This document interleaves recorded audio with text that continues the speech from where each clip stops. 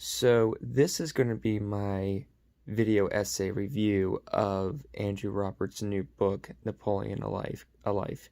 So I think the first thing to say about this book is that it can easily be declared to be one of the best books, one of the best biographies of the decade. Andrew Roberts is an incredible writer. As you can see here by the title, he's the author of another incredible biography on the life of Winston Churchill. And what I love about Roberts is that he is able to take the achievements of Napoleon in the practical fields and applications of his life, be it in politics, be it in, political strategy and in military strategy, and he brings them back to Napoleon's personality and Napoleon's very unique sense of self and his psychological abilities that made him be the absolute fear and menace of early 19th century European powers.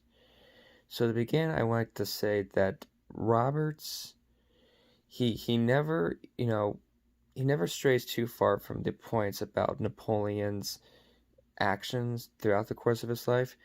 But like I said, he maintains,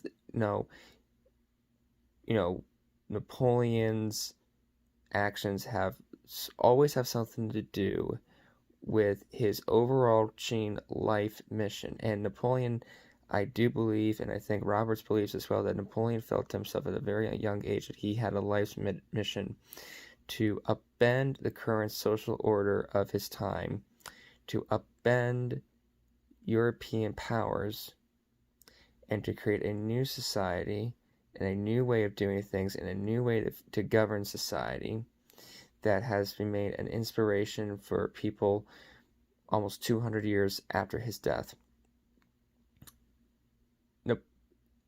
Roberts, makes note of Napoleon's ego. Napoleon, as we know, had a very large ego.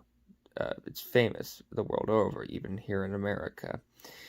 But that's because, as Robert argues, is because Napoleon was able to demonstrate in the field that he was a genius.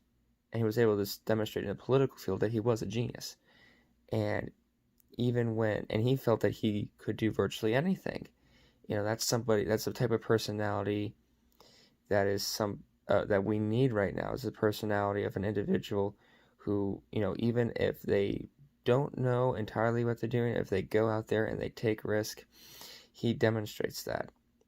So, and it's Robert's immense grasp of language and his ability to convey Napoleon's psychology with his actions on the field that makes this such an intriguing book. The battlefield sequences really, I think, changed the game in terms of how we read and how authors write about battles in books.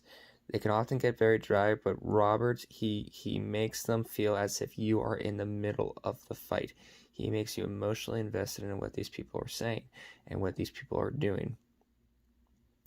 Lastly, I'd like to say that Roberts, he doesn't idol worship Napoleon. He doesn't engage in some great man history. But what he does say is he gives us the facts, and he makes a very clear argument as to why this man is so important, including for us today as we think about, strong leadership, as we think about where our civilization is going in the face of democracies. As we know, we see a democracy, a egalitarian system that is in rapid decline, and we see a society that is in rapid cultural decline into decadence and mediocrity. And what this book shows us is how Napoleon's life, and his political views and his psychological worldview, can help us transcend the current order of politics to get a better and more lasting and fulfilling society.